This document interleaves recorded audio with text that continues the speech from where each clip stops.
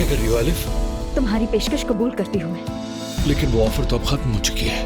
क्या? तुम्हारे पास 2 घंटे हैं। इन 2 घंटों के अंदर उमर और आयजा की लड़ाई होनी चाहिए। वो मैं अपनी आंखों से देखूंगा। फिर जो तुम मांग रही हो उससे ज्यादा दूंगा।